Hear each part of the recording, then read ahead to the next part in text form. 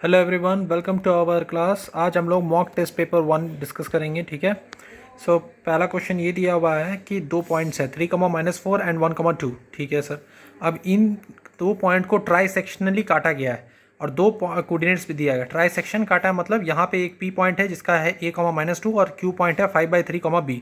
Try section है मतलब A से लेके P 1 रेशियो, P से लेके Q कोई एक 1 रेशियो है और QB = 1 रेशियो, 1:1:1, मतलब ऐसे ट्राई सेक्शनल पॉइंट हो गया। ठीक है ना। अब तुमको तो पता ही है, अगर इस P पॉइंट का A पता करना है तो क्या करेंगे, ये AP क्या हो गया पूरा और इस टू PB यहाँ तक, तो ये 1:1 क्या हो जाएगा, पूरा टोटल 2 रहेगा। तो AP/PB क्या है, 1:2 है। तो हम इसको अब सेक्शन फॉर्मूला लगा के पता कर सकते हैं। इस 1 को किससे मल्टीप्लाई करेंगे, एकदम आखिरी वाले B के साथ, तब ना हमको ये, हमने इस पूरे PB को 2 मान लिया है और इस AP को 1 मान लिया है। तो ये बीच वाला पॉइंट पता करने के लिए इसको यहाँ लिख दो a, -2 और 1 को इंटू करो यहाँ पे 1:1 और ये 2 को इंटू करो 3 के साथ। वही किया हमने, 1:1 + 2:3 डिवाइडेड बाय 1+2। सेम 1:2 करो, 1 × -4, 1:2 + 2 × -4, 2 × -4। ठीक है, 1+2 हो गया। ठीक है सर। अब ये 1 + 6/3 और 2 - 8, अब ये तो हो जाएगा सर, -2 आ जाएगा। ये वाला टर्म मेरा -2 आ रहा था और ये वाला A वाला टर्म क्या आया, 7/3। तो मेरा पहला टर्म निकल गया सर, 7/3 है। सेकंड वाला फॉलो करते हैं। सेकंड में कुछ नहीं करना है, जैसे ये वाला पूरा पॉइंट हमको, यहाँ पे हम P निकाल चुके थे, Q अब निकालना है जिसमें B हमको पता करना है। ठीक है, और 1, 2 हमको पता है। तो PQ और QB का रेशियो 1:1 है, तो ये मिड पॉइंट फॉर्मूला से निकलेगा, है कि नहीं। तो क्या होगा यहाँ पे 1:1 में, यहाँ पे देखो 7/3, -2 डिवाइड, यहाँ QB हो गया 1:1 है, तो Q 5/3, B है। 1:1 plus 1 × 7/3 divided by 1 + 1, 1 × 2, 1 × -2 divided by 1 + 1। अब यहाँ ऐसे हो गया, ये सर बीच वाला पॉइंट है 5/3, B और हमको यहाँ पे दिया 5/3 आ गया था, दूसरा में 0, तो इसका मतलब B का वैल्यू क्या आया है, 0 आया है। ठीक है। तो चलो नेक्स्ट क्वेश्चन को डिस्कस करते हैं। क्वेश्चन ये दिया हुआ है, ये एक सर्कल है, 2 टेंजेंट्स है PA और PB। हमको पता है ये O क्या है, सेंटर पॉइंट है, और यहाँ से जो भी निकला होगा वो रेडियस बना होगा OA और OB। तो ये कितना हुआ होगा, 90 डिग्री, ये होगा 90 डिग्री। हमसे बोला गया था कि इस बीच वाले एंगल को पता कीजिए। तो प्रोवाइडेड हमारे पास था सिर्फ ये 80 डिग्री एंगल APB, ये 80 था, ये 90 है, ये 90 है, तो साफ बात है ये पता चल जाएगा। साइक्लिक क्वाड्रिलेटरल जैसा नहीं है ये क्वाड्रिलेटरल तो है, क्वाड्रिलेटरल में कितने 360 डिग्री हैं। साइक्लिक क्वाड्रिलेटरल होता तो क्या होता है, ये इस सर्कल के अंदर में रहता। ठीक है, तो ये इस तरीके से क्वाड्रिलेटरल है। एंगल AOB, तो यहाँ पे क्या होगा, सभी को प्लस कर दो और 360 से माइनस कर दो। वही किया हमने, 360 - 180 + 80 और ये 100 डिग्री। S = तो दोस्तों अगला सम बनाया जाए।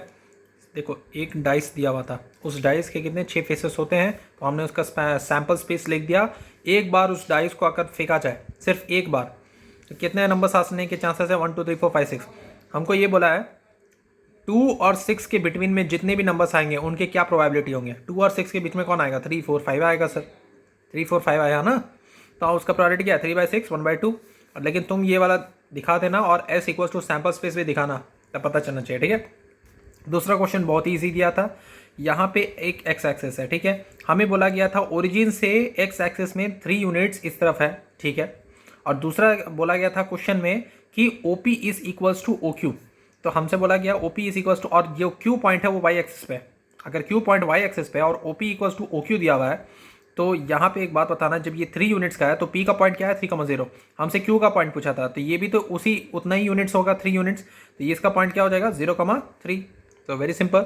दूसरा क्वेश्चन यहाँ पे ये पूछा गया है, x + 2y = 5 -3x - 6y + 1 = 0। मुझे पूछा गया है कि क्या होगा, इन्फिनाइटली मेनी सोल्यूशंस होगा, नो सोल्यूशन होगा, यूनिक सोल्यूशन होगा। सो कैसे पता करते हैं, आपको पता ही है, a1/a2 b1/b2। हमने a1/a2 = b1/b2 चेक किया है, तो चेक करने पे हमको a1/a2 क्या मिल रहा है, ये a1 होगा, इसका कोफिशिएंट क्या है, 1 है, तो 1 लिख दिए। a2 का कोफिशिएंट क्या है, -3 है, तो -3 लिख दिया। ठीक है ना। तो यहाँ पे देखो, फिर यहाँ पे क्या है, b1 2 है, तो यहाँ लिख दिया, और -6 हो गया, तो -6 हो गया।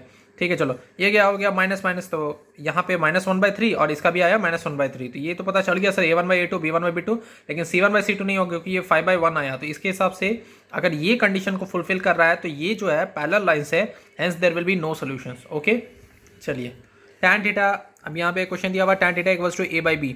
क्वेश्चन ये a sin theta + b cos theta divided by a sin theta - b cos theta. तो मुझे इसका वैल्यू पता करना है कि वैल्यू कितना होगा। तो वेरी इजी, हम क्या करेंगे, सबसे पहले तो इसको cos थीटा से डिवाइड मार देंगे। ठीक है, जब हम इसको cos थीटा से डिवाइड मारेंगे तो ये आएगा कितना, a tan theta + b divided by a tan theta - b। ठीक है, यहाँ तो बहुत आसान है सर। इसको और अच्छा सिंप्लीफाई किया जा सकता है, इसको हम a से डिवाइड मार दो, न्यूमरेटर को भी a से डिवाइड मारो, डिनोमिनेटर को भी a से डिवाइड मारो, तो क्या हो जाएगा tan theta by b plus b by A, tan theta minus b by A. tan theta का हमको वैल्यू पता है सर a बाई b होता है, तो a बाई b लिख दो यहाँ पर, plus b by A, a by b minus b by A. जब हम इसको ऊपर वाले को फ्रैक्शन, तो हम जानते हैं फ्रैक्शन का सिंप्लीफिकेशन कैसे होता है, वैसे सॉल्व करेंगे, तो divided by A B A square plus B square divided by A square minus B square by A B. तो आंसर क्या आ जाएगा, A square plus B square divide by A square minus B square. Okay, एक quadratic equation दिया हुआ है। Quadratic equation ये है कि 9x square plus 6kx plus 4, ये 6kx है इक्वल्स टू 0 है, ठीक है। और मुझे बोला गया इक्वल रूट्स है, जब अगर इक्वल रूट्स होते हैं तो याद रखना डिटर्मिनेंट जो है किसके बराबर होता है, 0 के बराबर होता है। तो B square minus 4ac equals to 0। We know that B क्या है, 6k है, ए क्या है 9 है, और सी क्या है 4 है, तो क्या होगा 6k का whole square minus 4 9 36 into 4 equals to 0 हो गया। 36k स्क्वायर इक्वल्स इतना, तो k equals to 2 minus 2। LCM of A and 18 कितना है, देखो अब अगला क्वेश्चन करते हैं। दिया हुआ है कि एलसीएम है ए और 18 का एलसीएम दिया हुआ है 36, एचसीएफ दिया हुआ है ए एंड 18 का। तो यहाँ पे मुझे एक फॉर्मूला पता है, और मुझे पता करना है ए का वैल्यू, ठीक है। मुझे एक फॉर्मूला ये पता है, product of two numbers equals to HCF into LCM. तो वही क्या, product of two numbers is A and 18, मुझे यही दो नंबर दिया हुआ था, ए एंड 18 ही है, दोनों वही ना है, तो ए एंड 18 को इंटू कर दिए, टू नंबर से 36 इंटू 2 दैट इज 72। सो ए का वैल्यू क्या हो जाएगा, 4 हो जाएगा। सो मॉक पेपर्स आप लोग अच्छे से लगाते रहिए, और भी मॉक पेपर्स आएंगे, ये मॉक सीरीज चलता रहेगा आपके बोर्ड खत्म होने तक। ओके, अब देखिए ये एक ट्रायंगल दिया हुआ है, अंदर में एक सर्कल बना दिया गया, ठीक है, ये तो ठीक है सर। अब मुझे एक बात बताओ, यहाँ पे ये दिया हुआ था क्या, A B equals to A C दिया हुआ है, A B is equals to A C, prove करना है B P equals to P C. So आप लोग में से जो लोग जानते हैं इसको प्रूव कर लीजिए वीडियो को पॉज करके। तो आई होप आपने कर लिया होगा, तो चलिए इसको सॉल्व करते हैं। मैंने कुछ नहीं किया, ए B equals to A C दिया तो वही लिख दिया, गिवन है मेरा। ए बी इक्वल्स टू ए सी जब दे दिया है तो हम उसको कैसे तोड़ सकते हैं, ए बी को A R plus R B लिख दिया, A R plus R B. अब ए सी को क्या लिखा, A Q plus Q C, तो A Q plus Q C लिख दिया है। उसके बाद क्या लिखा है हमने, A R equals to A Q, ये जो पॉइंट है ना, ये लाइन है ए आर ए क्यू बराबर होगा, क्योंकि ये दोनों टेंजेंट हैं और दोनों टेंजेंट जो एक ही कॉमन पॉइंट से निकले हैं, तो इसीलिए वो लोग इक्वल होते हैं। ये थ्योरम भी है आपका, है कि नहीं, जब एक ही पॉइंट से दो टेंजेंट निकलेंगे तो वो दोनों टेंजेंट इक्वल होंगे। तो यहाँ से भी सर आप बोलेंगे B R equals to B P और C P equals to C Q, बिल्कुल सी आर इक्वल्स, ये सभी कंडीशन फुलफिल करेगा। अगर ए आर और ए क्यू बराबर है, इसका मतलब तुम समझ रहे हो क्या हुआ, यहाँ जो ए आर दिया हुआ है ना, ए आर को वैसे ही रखो, यहाँ जो ए क्यू दिया है इसकी जगह ए आर लिख दो, वही किया हमने, ए आर ऐसे ही रखा। और ये जो आर बी था, आर बी कौन था, ये बी आर, तो इसको हमने बी पी लिख दिया इसकी जगह, तो यहाँ बी पी लिख दिया। और याद करो ये जो आर बी की जगह बी पी लिखा, और इस ए क्यू की जगह क्या लिखा होगा, इस ए क्यू की जगह ए आर लिख दिया। क्यू सी की जगह क्या लिखा, क्यू सी की जगह पी सी लिख दिया सर, तो वही लिख दिया। अब देखो ए आर यहाँ पर भी है, ए आर यहाँ पर भी है, इसको ऐसे ऐसे काट दो, B P equals to P C, hence prove. Okay, चलो 10th नंबर क्वेश्चन करते हैं। 10th नंबर क्वेश्चन है trigonometry, tan a equals to n tan b, थोड़ा सा हार्ड है लेकिन बना सकते हो। sin a equals to m sin b, prove करना है cos square a equals to m square minus 1 divided by n square minus 1। देखो सोल्यूशन में डायरेक्ट मत जाओ, कूदो, इसको क्वेश्चन को थोड़ा ध्यान से सोचो। अगर तुम इसको अपने से बनाना चाहते हो तो बना लो अपने से, ठीक है। देखो इस क्वेश्चन में हो क्या रहा है कि cos square a equals to m square minus 1 divided by n square minus 1 है ना, जबकि यहाँ पे गिवन क्या क्या था, tan a और tan b, sin a और sin b, a और b दोनों थे, a और b दोनों थे, लेकिन ओमिट किसको किया गया है, b वाले पार्ट को ओमिट कर दिया गया, a वाले पार्ट को रखा गया। इसका मतलब हमको कोई ऐसा ट्रिग्नोमेट्रिक फंक्शन लगाना पड़ेगा, कोई ऐसा फॉर्मूला लगाना होगा जहां पर b वाला पार्ट ओमिट हो जाए और a वाला पार्ट सिर्फ रहे। और ये एक सबसे बढ़िया है, इस सबसे पहले तो हम लोग इसको सब्सटीट्यूट कर लेंगे। सब्सटीट्यूट कैसे करेंगे, हमने tan b equals to tan a by n लिखा, बहुत आसान है, tan b equals to tan a by n तो लिख सकते हैं सर। अगर हम tan b को cot b लिख देंगे तो ये भी उलट जाएगा, इसको भी उल्टेंगे तो ये n बाई tan a हो जाएगा। तो चलिए सर ये तो हो गया क्लियर। sin a वाले के साथ भी वही करो, sin a बाई m कर दो, sin b कर दो, ये क्या हो जाएगा cosec by m, cosec b equals to m sin a, ये भी लिख दिया। अब देखो यहाँ पे cosec b दिया हुआ है, यहाँ पे cot b दिया हुआ है, दोनों को हटाने का तरीका एक ही है, एक ही फॉर्मूला आता है, cosec square b minus cot square b equals to 1।